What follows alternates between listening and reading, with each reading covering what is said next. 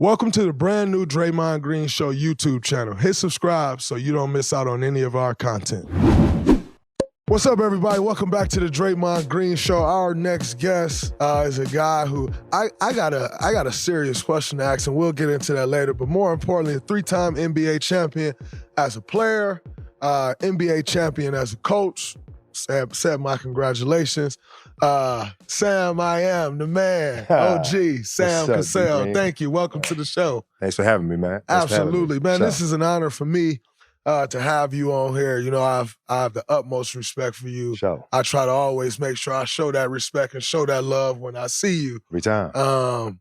And that'll never change. And I appreciate you for the love that you've shown me since the time that I met you. You know what I'm saying? That's been real for me. Since your first Summer League game, y'all beat me. In the first Summer League game, I say, damn, Draymond can hoop. They say, but he can't shoot. I said, no, he can hoop. I appreciate it. He can hoop. That's all that matters, as long as you can hoop, man. Absolutely. Absolutely. But take me to the beginning of the journey. Obviously, you grew up in Baltimore, Maryland. But take me to the beginning of the journey as an NBA player. You get drafted to a team with Hakeem Olajuwon. What was that experience like going on as a point guard, then going to play with the Dream? What was that experience like coming right out of college and then going and play with the Houston Rockets? It was so, it was so ironic, man, that you watched them for so many years. Now you're his teammate. Throw another shrimp on the Barbie. Get in on UFC 305 live from the land down under. This is going to be fun at DraftKings Sportsbook, the official sports betting partner of the UFC. The middleweight title is on the line for the main event. You know I go to UFC cards 4 or 5 live every year, especially in the summer. And in the fall, I buy them. The card is stacked full of, as it says here, blokes and Sheilas. Speaking of stacked, if you're new to DraftKings, sign up, go to the app. It's real simple. Put in the code Colin, C-O-L-I-N. New customers bet $5 and get $150 in bonus bets instantly. UFC is so much fun to watch. Just incredible intensity. Put $5-10 on the line. All right, the code is Colin. New customers, $150. You get it instantly, betting just $5. Okay, UFC 305, middleweight title on the line, only on DraftKings. The crown is yours. And I remember the first day of training camp. So I didn't see Dream all summer. Back in the 90s, guys used training camp to get in shape. Training camp was a whole month. So you had a whole time to get in shape. So I'd never seen Hakeem Olajuwon the whole summer. So when training camp, the first day of training camp, he was out of shape.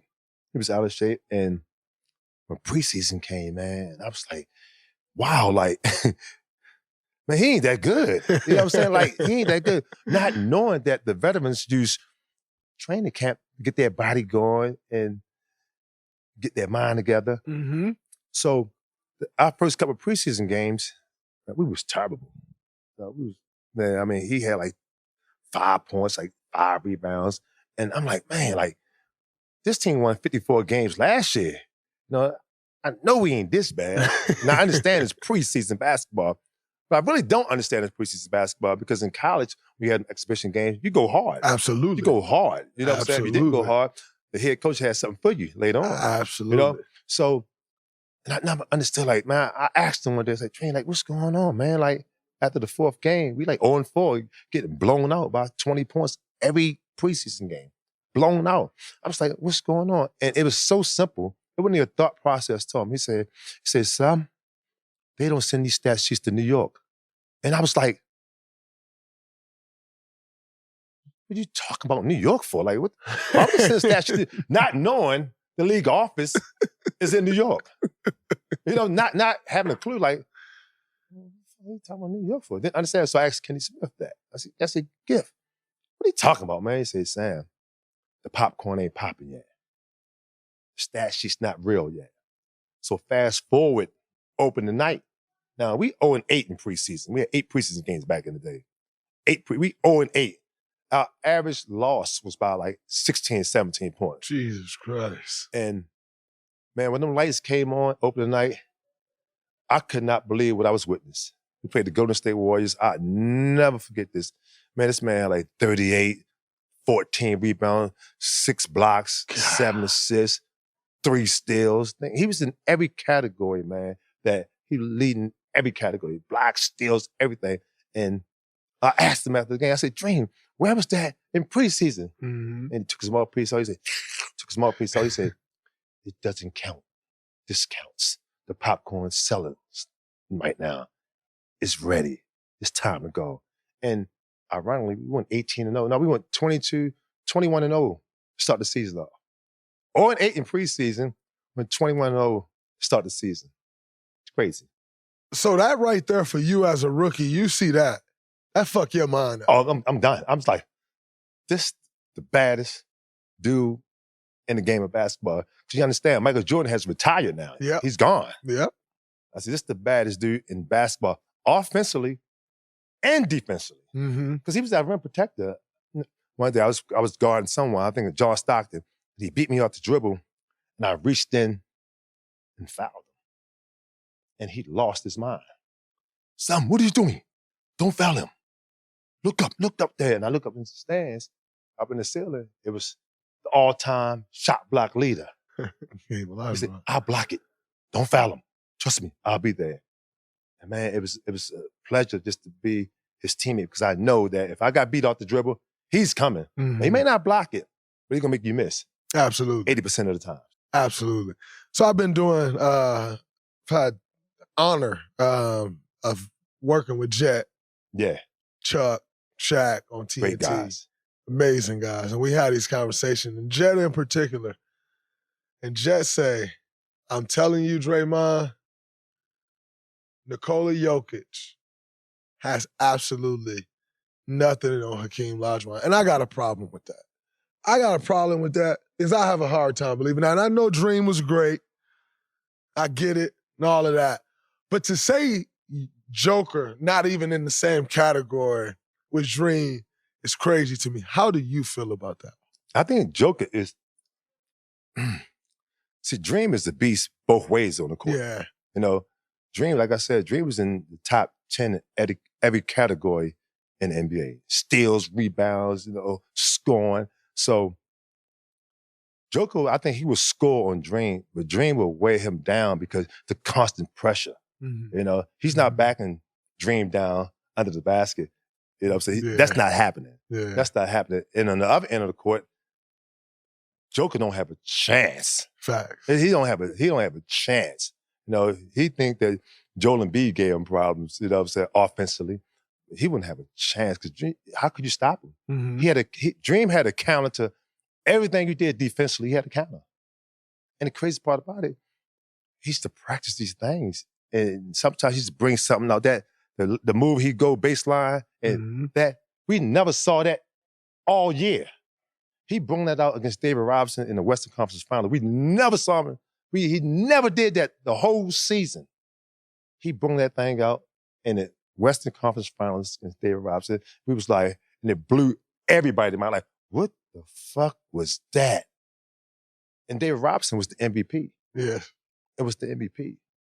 That man averaged 40 points and like 14 rebounds, like 8. He had like 6, 7 block shots a game. That's crazy. He was killing. Like we used to have 3-on-1 breaks and didn't like our numbers. And we just bring it back out and wave him down. Come on. Get him. Throw it to the big fella. He always say, keep it simple, kiss. Keep it simple. Keep it simple, stupid. Keep it simple, Sam. Sam, keep it simple, Sam. Come on. And that's how it was with Man Kenny. You know what I'm saying?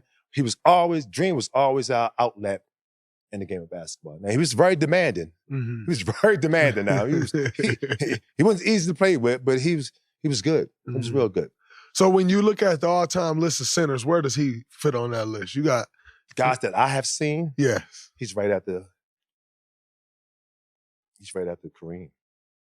I haven't seen Wilt and Bill Russell. Yes. But I've seen the captain, Kareem Abdul-Jabbar. I've seen the captain play.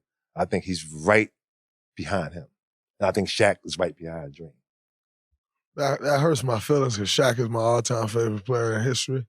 So I can't roll with you on that, but I respect it. Well, he beat Shaq in the final. He beat did, Shaq in the final. He did. Shaq was young, man. Shaq got more rings, though. Yeah. Yeah, Yeah, Shaq does have that. Man, Oh, Shaq the beast now. Don't get Big Diesel. The Diesel was the beast now. Absolutely. Trust me. Shaq all of it. Absolutely. Shaq is everything you expect him to be. Like, we trapped Shaq, and that young Shaq was bad Shaq too now. You know, when Shaq was running that court, you know, get that thing out the boards and push that thing full court, you had to get out of his way. Mm-hmm. You're not taking a charge against Shaq. He'll run your He's going to put his knee in your chest just so you don't do it again. So you just let him, dunk the ball and break the back. Shaq had made a purpose of breaking every backboard back in the day. It was just amazing to see how big and agile. So y'all remember Shaq when he was like with the Lakers and he was big and just going across the lane. And I remember Shaq when he was running the court, leading the break, throwing no-look passes, having fun, laughing out there. But when Shaq got serious, he was a he was a beast. Absolutely. I have a question for you. I've wondered this since I was a child, and I know your basketball knowledge, your encyclopedia, if you will, on the NBA game goes further back than mine. And so I have to ask you this question. When you did the big balls dance, for those of you that don't know, you should go check YouTube. Where did you get that from? Because I remember when I watched you do it, I'm like, yo, that's nuts. Yeah, it's crazy. Like, yo, this is like, this is crazy. Right. I watched the movie Major League, Major League 2. And it was I forgot the Asian left fielder name. He jumped up, somebody hit a home run, and he jumped up on the fence and caught the ball, and he just like came down with the big ball. I like that. I'm stealing that. I'm stealing that. It was an old movie. It's a movie in the 80s. I said, I'm going to steal that. So I started making big shots as a young player. I said, I got something for him. Now, first time I did it, it was like, man, what is he doing out there? I remember Bill Walton, rest in peace, Bill Walton, shout out to him. He was doing play-by-play with the Clippers when I did it. And he said, I don't know what it is, but it got to be something awfully big. So that's my man, Bill Walton. Rest in peace, man. Absolutely. Rest in peace. And so initially you start doing it and you're not getting fined by the NBA. No. At what point did they then start fining you for doing it? Well, David Stern, called me into his office and he said, we got to stop that. I said, what you mean, Commissioner? Like, what do you mean? He was like, we can't have our kids, doing that shit, Sam. If you knew David Stern, like I know him back in the day, David was a hard guy. He was a hard guy. He was a smart guy, but he was a hard guy. And he was like, we can't have that. You can't have kids making a big play, doing that shit you be doing it in the games. But now on all you do it, $25,000. I was like, what? Well, that cut me out because back in the day, the salaries weren't that high like you guys getting right now. So 25 would hurt you back in the day. So I stopped. So when I knew it got big when I seen Kobe Bryant do it. Yes. When I seen Jelly Bean do it, I was like, oh, I made it now. I made it now. Then I seen LeBron do it. I said, oh, I'm really in the big time now. You know what I'm saying? So it's a thing that I like, damn, I created that. Well, I helped created it for the basketball part of it. But I got off a movie. Okay. I got that off a movie. That's fire, man, when you did that. By the way, to get that off a movie and plan it is one thing. I don't think people realize. Sometimes, though, you can have this plan and you get in these moments. Yeah. And then you totally forget the plan. I'll never forget my first game winner came against the Heat. Bron, D-Wade, Bosh. Was my second year in the league. No, it was my first year because Jared Jack was on our team. Jared Jack dropped the dime. I got the little layup. And in my mind, I was telling myself, like, yo, I'm about to swag on these boys. I had gotten into a back and forth with Bron that game because he was calling me too little. I'm like, too little? Are you crazy? Right. And so we going back and forth at it. Then I hit the game winner. I'm like, oh, I'm about to swag. Man, I start running like a kid with my hands up. Like, oh, my God. Right. So to have the wherewithal to still get to it. Right, you got to get to it. It's crazy to me. But I want to go towards the end of your career. 2008, you get a chance. You play with the Boston Celtics. You get a chance to win your third championship. What was it like being on that team, but also And I want to ask about this guy in particular because I haven't had the chance to sit down and talk basketball with him before, but I pray and I hope to because I think he's one of the best basketball minds I've ever witnessed. What was it like being later in your career and being a vet to a young guy like Rajon Rondo and with those Boston Celtics? Oh, man. My first practice, I came after the trade deadline. And my first practice, just watching the kid, it's the second year. His leadership quality, man, his thought process of the game of basketball was unbelievable. Like, it's unbelievable. And Kevin, Paul, Ray, PJ Brown, and myself, we was hard on him. We was very hard on him because I said, man, and he was like, he didn't want to hear a lot of things, but when I talked to him, he understood it. I said, listen, man, you got an opportunity that a lot of players would never have. You playing with 3 first ballot Hall of Famers. 3 first ballot Hall of Famers. I said, listen, man, when they leave, you're going to see what you miss. Mm-hmm. So right now, take the bullshit they're giving you right now. Just take it. Just take it. But when they leave, you're going to realize what you lost. Fast forward, they gone to Brooklyn. Yep. Now he's there by himself. He called me old school. He called me old school. Him and Perk called me old school. You was right, old school. God damn. I said, it's different. Throwing the ball to Ray Allen, 3 ball. Throwing the ball to Paul, 3 ball. Making a pocket pass to KG, 15-foot jump shot. That's great.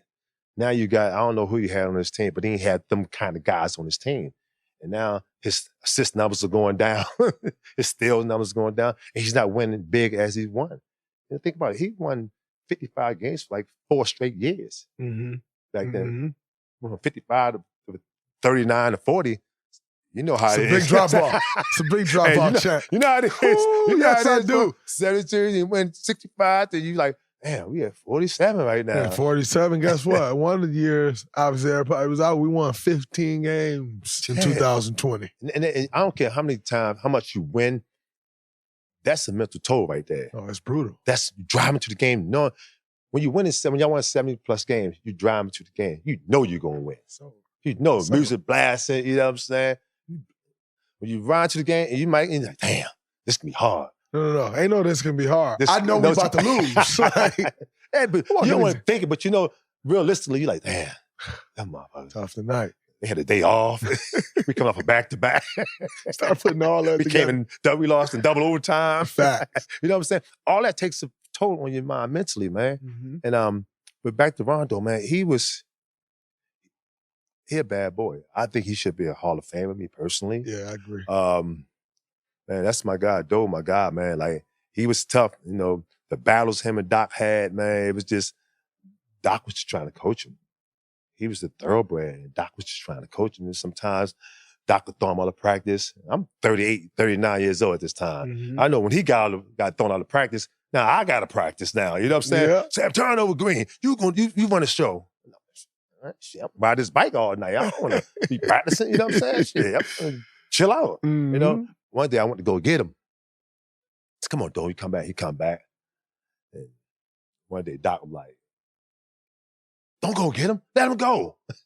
I'm going to coach you, Rondo. They going back and forth. But they had a great relationship. Because Doe was a young basketball player and he was going to be good. I told everybody, he's going to be good.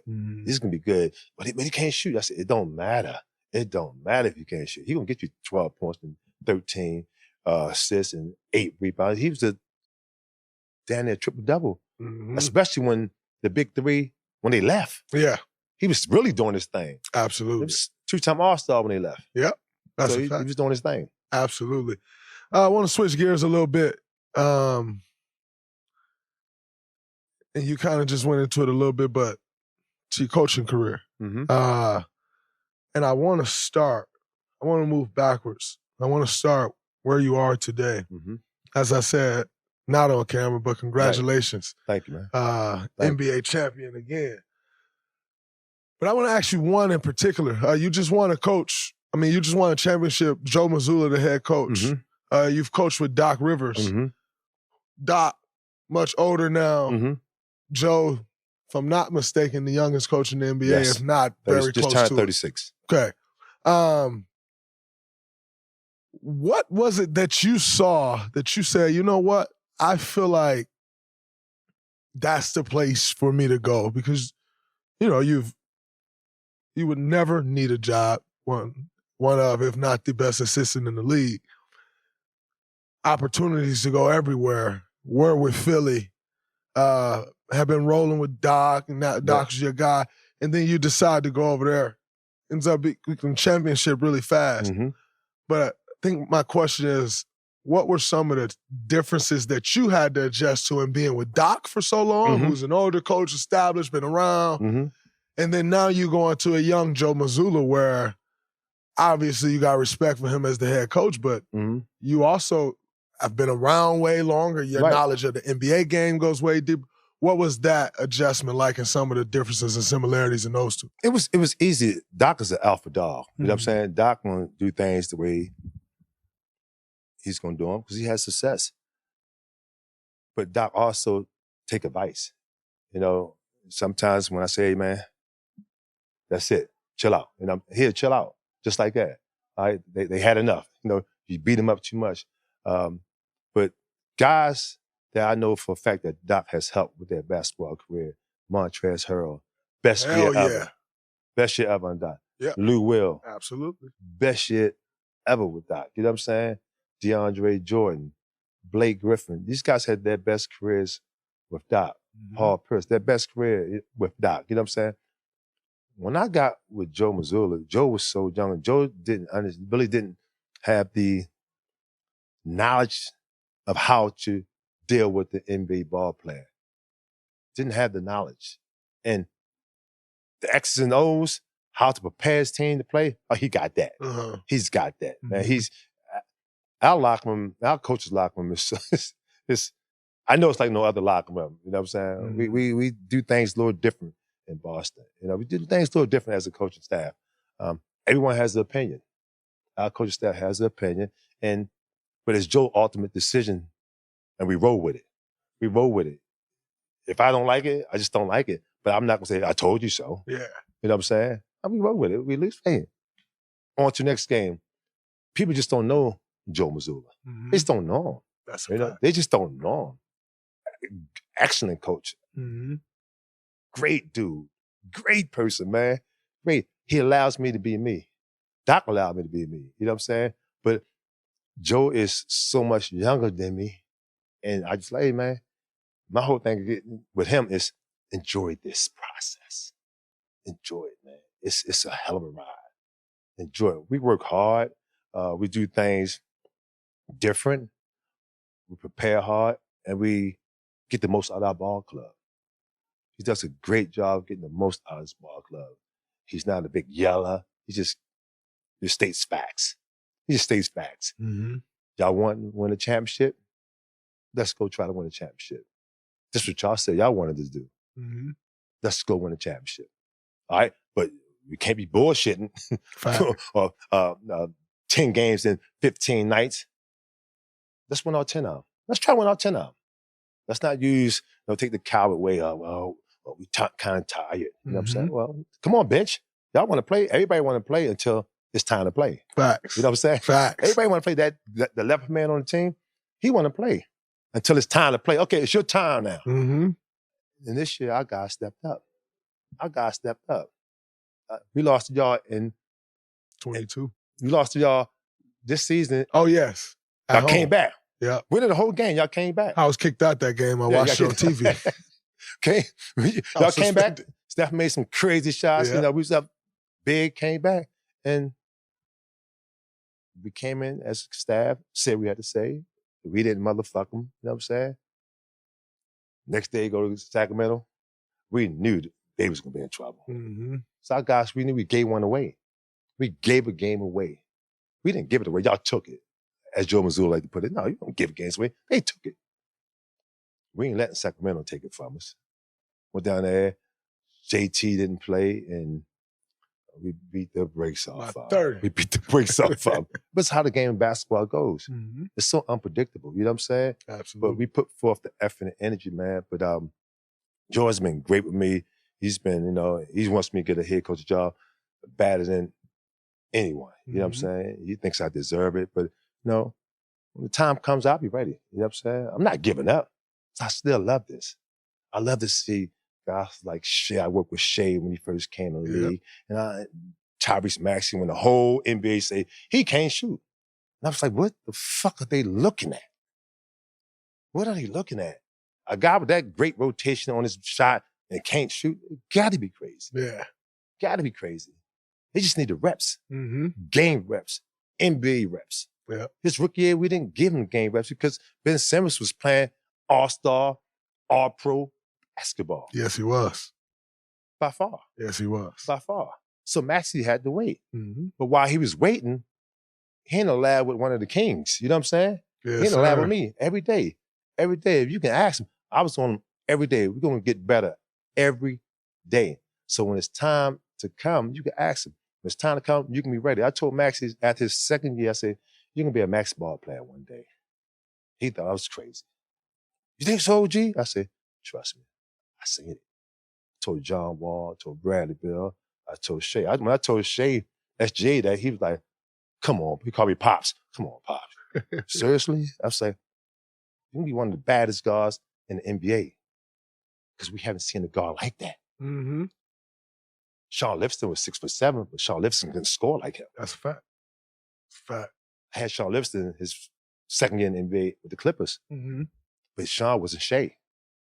Shea has the ability to score from the 3-point line. He's a 3-level scorer, as I put it. Absolutely. 3 points, mid-range. I told him one time, he told me, man, they don't want me to shoot the mid-range shot in Oklahoma. I was like, if you allow them people to take the best thing you do in your game away from you, you crazy. Mm-hmm. This is the best thing you got right now. Your 15-foot pull-up jump shot. Yep. You're 6'7", shooting against a 6'1" guy. All that guy can do is hope you miss. Yep. He ain't gonna affect it. Can't make you miss. And he's with the All-Pro 2 years, run up for MVP. You know what I'm saying? So the sky's the limit for that guy, man. Absolutely. And I want to ask you some questions about you as a head coach. But before I ask that question,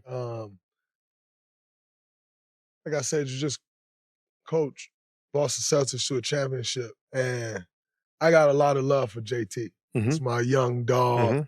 It's my little brother. And I would oftentimes all year speak on JT and how the MVP threshold and all these things, they kind of move on him. The goalposts move him all the time. It's crazy. All the time. It's like, oh, you got to be winning, you got to be winning. And then it's like, oh, you won too much. Like, so you ain't won a championship, but you've won too much. So you got to do something else now. And like, the goalpost just continues to move on him. And I've spoke about that. But this year, he was different. It was almost as if he didn't give a damn about winning MVP or even if they said his name in MVP conversation. But he still played with that same tenacity as if he wants to be an MVP. It's that same consistency.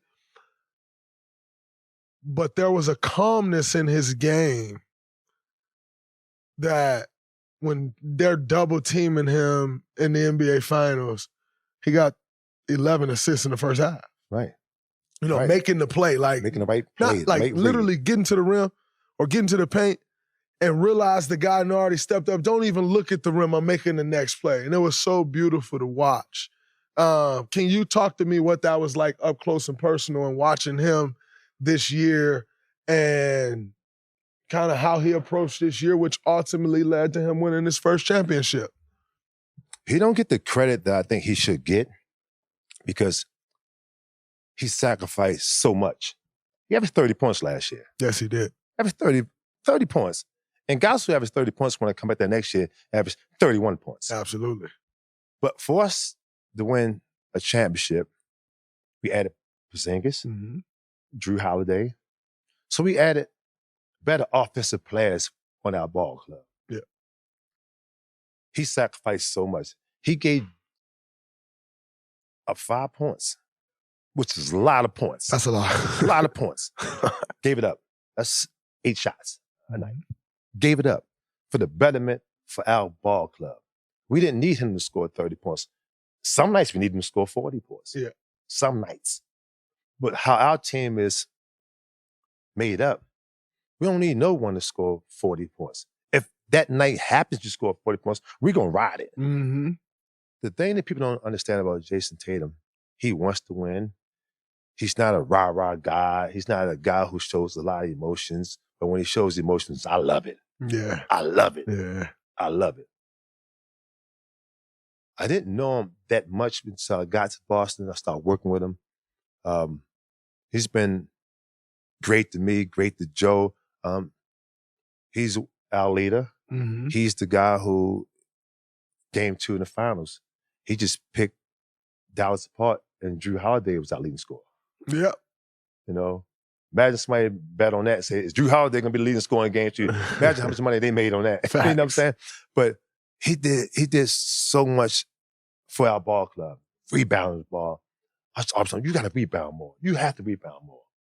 And conscious effort, he did it.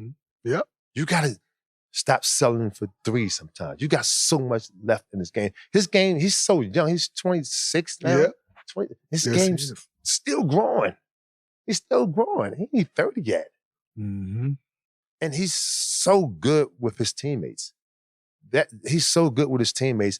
Man, this year, you know, and Porzingis, like I said today, you know, JT might be our number 1 option. JB might be number 2 or 1A, 1B, whatever how you want to put it. Mm-hmm. But we got the best third option in the NBA, Porzingis.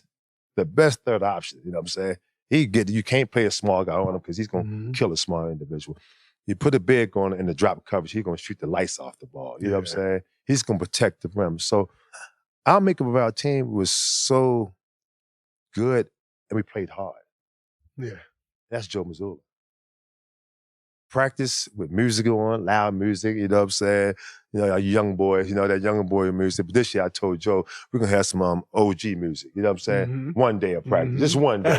You know what I'm saying? Just one day, you know what I'm saying? One day. May not happen, but I'm going to try. Get the vibes right in that place, man. I'm going to try. But man, listen, man, it was a joy. But like you said, they moved the goalposts on this guy so much, man. But when he say he don't care, he really don't. Yeah. He just want to win. Absolutely. You see what y'all did? He wants that feeling. He wants to be a 3-time, 4-time NBA champion. And I think we have the team that we stay, health is everything. We both know that. And we got opportunity to do that. And we only talk about the repeat. We just want to enjoy the process. It's the process. You know what I'm saying? Y'all won the 72 games. Y'all like, man, now what? Mm-hmm. Now what? You know what I'm saying? We just want to enjoy the process of this whole situation. And him being who he is, man, like in the Olympics right now, they're going to win. Hopefully they win gold. They better win gold. Shit. They will. They better win gold. Yes, they better. sir. And like you said, he had a great year. You know, he having a great year, man. And that whole team deserves it. It's not all about Jayson Tatum. He'll tell you, this is a team. Mm-hmm. We are a team, a good basketball team. I want to talk more about, before we get out of here, not only your journey through coaching, but your journey through what has been multiple times, to me as it seems, your name coming up in these head coach searches. Because like I said, I don't think you can get an argument out of anybody, if anybody, of where you stand as assistant coaches in the NBA. Who you are, who you were as a player, your resume speaks for itself. And yet, to me, these are my words, not yours, but to me, I think it's bullshit that your name just keep coming up. Because these guys don't be as proven as you, as players or coaches. Not as respected. But for some reason, still not a head coach. What's it been like on these journeys, in these interviews, meeting with these owners, meeting with these general managers, and then ultimately falling short every time it comes around. It's crazy, man. Like,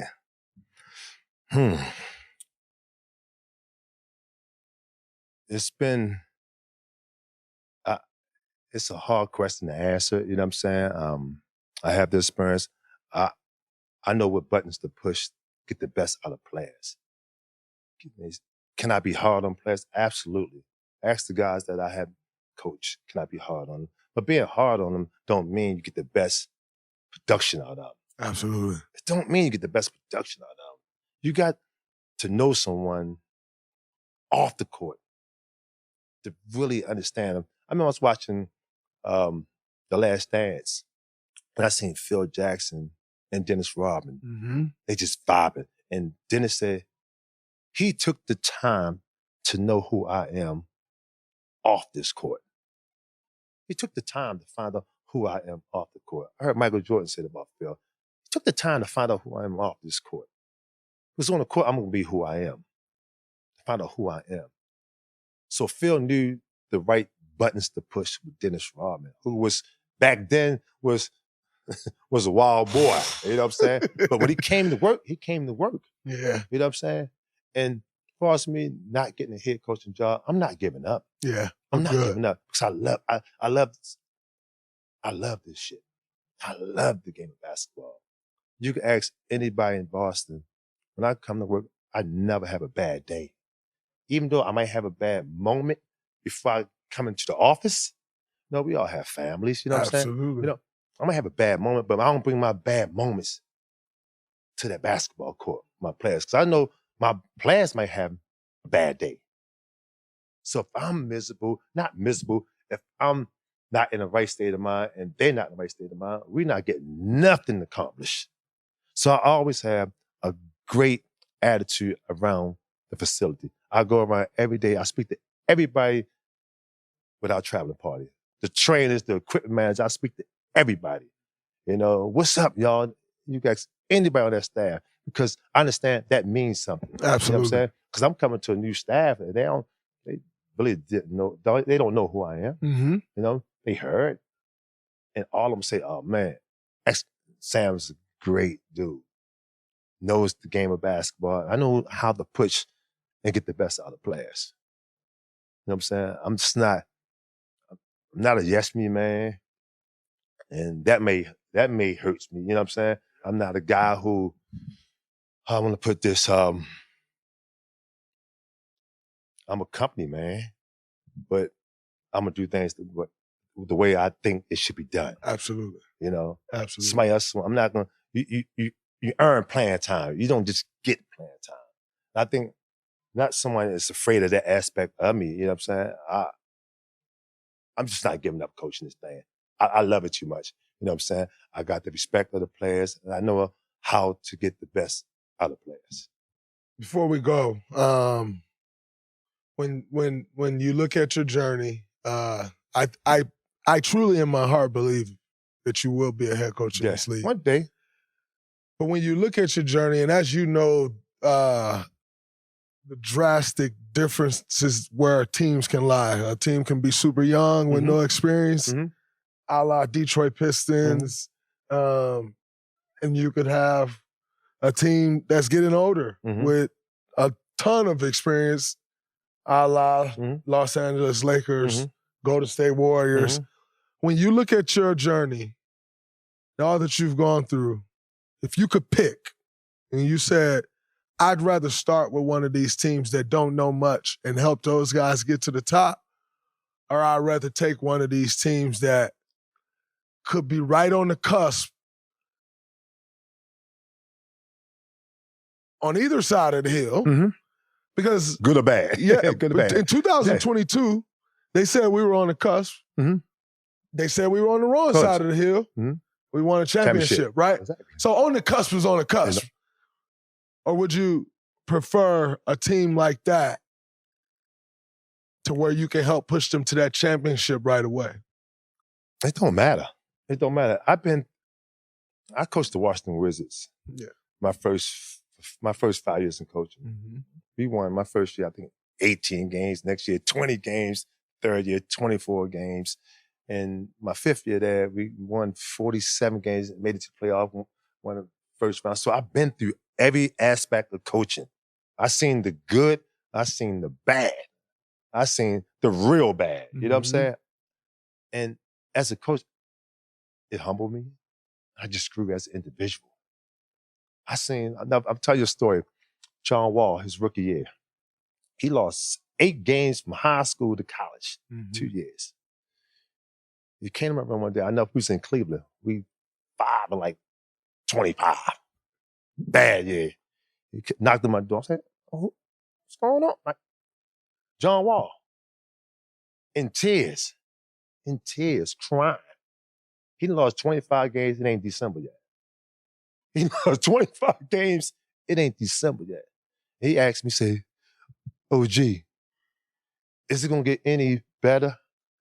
And you ask any guys I ever coached, I'm not going to lie to you. I ain't going to lie to you. I ain't going to lie to you. I said, I looked him in the face, I said, come on. I broke him in the room and said, no. And guess what, J-Dub? I throw him a towel. Went in the bathroom, throw him a towel with your face, man. I say, it's going to be bad next year, too. But we got to grow. Absolutely. You got to keep working. Absolutely. You got to keep working. Because if you stop working with this, it's going to get real, real bad. You the number one pick in the draft now. You the number one pick in the draft. And the city of D.C. thinks that you're going to bring a talent to this city. Well, the owners did. I didn't think that. I knew that he needed more pieces. And I'm telling you, the one that got away from us is Klay Thompson. I wanted them to draft Klay Thompson. I wanted the Wizards to draft Klay Thompson. Klay had the trouble, his background with that with the weed shit in college and stuff. Smoke the joint, man. Yeah. Give it a break, man. But John needed a guy who's a flat out shooter. Yeah. Yes. When I seen Klay Thompson shoot the basketball, I remember the late great Flip. I said, Flip, that's the guy. That's what we need. Him right there. That's what John Wall needs. We drafted Jan Vesely. You know, I never knew him. I think Vesely was a decent ball player. He's no Klay Thompson. Not at all. John Wall needed shooting. So that's the best thing about me. I know what a team needs. Yeah. Been around this 32 years. 4 champions. I won 4 championships. Been in, 7 conference finals. So I know what winning look like. But I also know what losing look like. Absolutely. I know what losing look like. I look at the personnel, team personnel like, whew, this ain't gonna be good. This is not gonna be good. But I'm not gonna stop teaching. It's all about teaching. Any player I would work with, they say, oh man, OG know what the hell he's talking about. All I'm looking for is a chance to show the world that I can coach an NBA ball club. That's all. I respect it. Simple. I respect it. Man, I appreciate you. Man, thanks for been looking forward to this, chopping it up with you. You always, like I said, you always kept it real with me. I can't thank you enough. And thanks for that jersey, too. Absolutely. Thanks for that jersey. Yes, sir. I forgot the one year, but as soon as we got it, I got to get it to him. I got to get it to him. I got it. Yes, sir. Man, I appreciate you. And by the way, good luck. And for whatever it's worth, you're a fucking head coach in my book. I know it's going to happen for you. Keep going. They can't keep denying you. I ain't stopping. Why stop now? It's too much fun. Yes, seeing sir. you guys do y'all thing. It's too much fun. Absolutely. That's a wrap from Resort World here in Vegas. Peace.